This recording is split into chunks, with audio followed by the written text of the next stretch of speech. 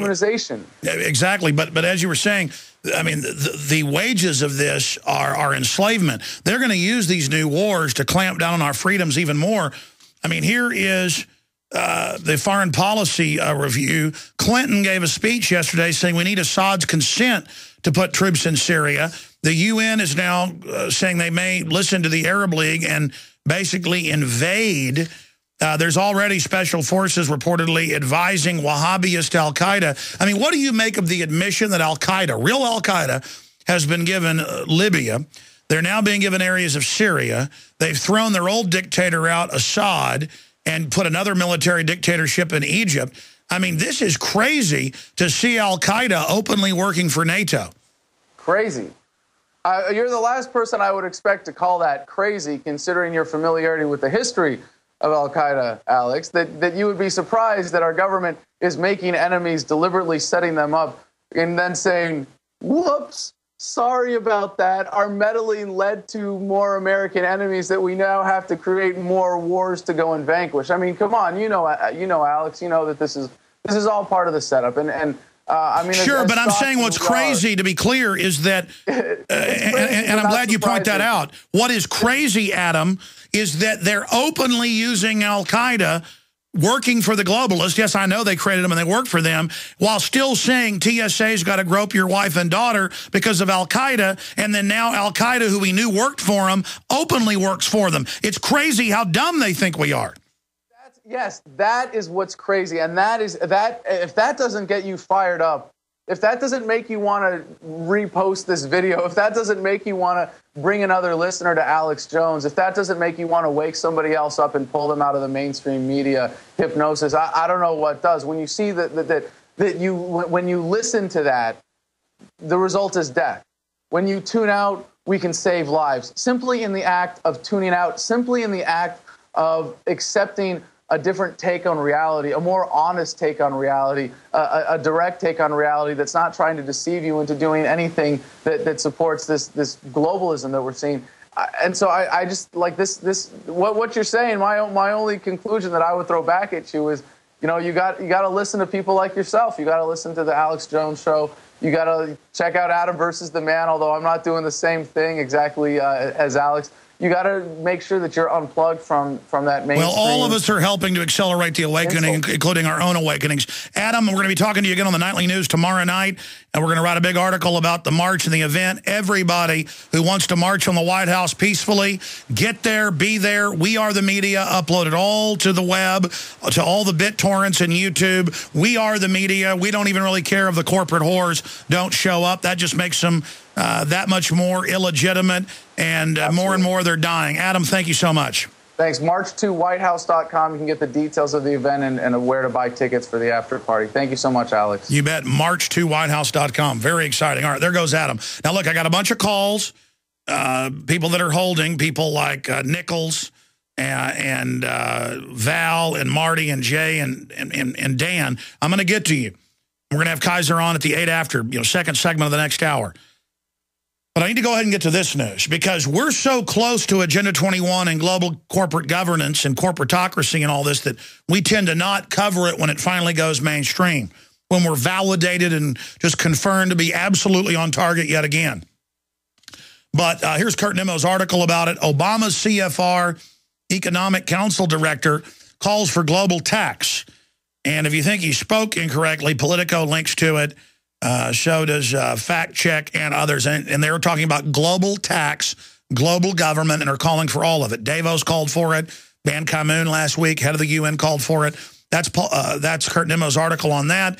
Here is Weekly Standard, also has a similar headline. White House Economic Advisor, we need a global minimum tax. And then dovetailing with that, UN may get global carbon tax on air travel to avert trade war. Now, because the Chinese are refusing to be part of it, the Financial Times of London and others are reporting that, oh, they'll just get a global agreement on the global tax that they just called for. They use a problem and our reaction as the solution. They've also got new bills out to track everything you're doing in real time. It's already going on, but they want to just legalize it. That's out of the Montreal Gazette. Bill provokes privacy fears, net cell phone police could probe without warrant. I mean, it's all happening. Tyranny is moving in every nation right now as it's global corporate standardization. But these reports about his economic council director saying global minimum tax, a global government to standardize taxes at one level and have a global tax on top of it, all out in the open right now. And so next time you're a police officer and they call you into the briefing room and are reading to you ADL and Southern Poverty Law Center anti-American garbage, you'll stand up and go, well, here's the Associated Press calling for global government. What is this? Break the trance. Stop letting the traitors that have hijacked the country turn you against the American people.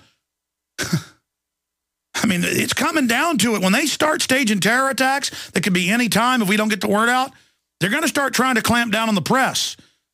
The globalists are going for broke. Let's go to this clip. Here it is. Here's the economic advisor calling for the global minimum tax. He supports corporate tax reform that would reduce expenditures and loopholes, lower rates for people investing and creating jobs in the U.S., do so further for manufacturing, and that we need to, as we have the Buffett rule and the individual tax reform, we need a global minimum tax so that people have the assurance that nobody is escaping doing their fair share as part of a race to the bottom, or having our tax code actually subsidize and facilitate people moving their funds to tax havens. All right, let's stop right there. We will say. It goes on and on, the full clips at Infowars.com. Get it out to everybody. The globalists set up the system where the mega rich are exempt. They set up the system for tax incentives to move jobs overseas. They set up on record the entire system they're discussing, and globalism, which is the race to the bottom. Doesn't even build up China, who is the bottom. Doesn't build up Mexico, who's close to the bottom. It drives those wages down in the aggregate as well. It's about a consolidation of power, transferring out of the free market through crony inside deals into a corporate fascist managed Agenda 21 sustainable global grid, in their own words, a post-industrial world, a post-family world. Then they sick the social workers on you when you're out of work and take your kids. This is the stated plan in their documents. So they're now going to save you from the globalism they've created with a global authority to set global minimum taxes and raise taxes on the rich. The problem is the ultra-rich will still be exempt. They mean sick them on business owners, millionaires, people making a couple $100,000 a year that actually keep the economy going. It's always the ultra-rich sicking the government on their competition. And that's what the Buffett rule does. That's what this global minimum tax. They say in the OECD, that's the model of this, that was the group, the corporation that was set up to take over Europe during Reconstruction, during the Marshall Plan. It's the model of taking over regions and bankrupting them. That's what the EU is an expansion of the Marshall Plan. They say the French model of 87% taxes in one form or another is the global model. 87%.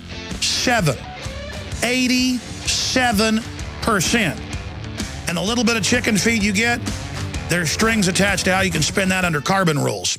A little over a year ago. Okay, I'm going to take some calls on the next little short segment. Max Keiser is then coming on, and we'll continue with calls while he's with us for those that are patiently holding. But you know, last week, the FDA came out and said they want to start regulating sugar as if it's a poison. But then they're going to let you have aspartame and bisphenol A and melamine and fluoride, all the real poisons. Now, I'm not saying raw sugar is good for you. A lot of it's obviously bad. Like, I'm not going to drink this Mexican Coke that's absolutely delicious, and I'm lusting after it right now. The guys went to a local Mexican barbecue chicken joint that's just awesome. 1,000,000 times better than some big chain that soaks their meat in MSG. And they always get these Mexican Cokes that taste like Coke did when I was a kid. But that's another example of people demanding quality and it displacing the corn syrup crud, high fructose corn syrup. Many areas of Austin now, you can't even go in a convenience store and find the modern crud Coke. The Mexican Coke has displaced everything. Just like we voted with our dollars and demanded organic food. The thing is about this Mexican place we go to is it's barbecued, charred charcoal barbecued, awesome, no preservatives on it, healthy, tastes a million times better than Kentucky Fried Chicken soaked in MSG that gives you a headache for a week or Popeyes or Church's or whatever the case is, and costs less for quality, fresh food made. Now, America used to have stuff like this.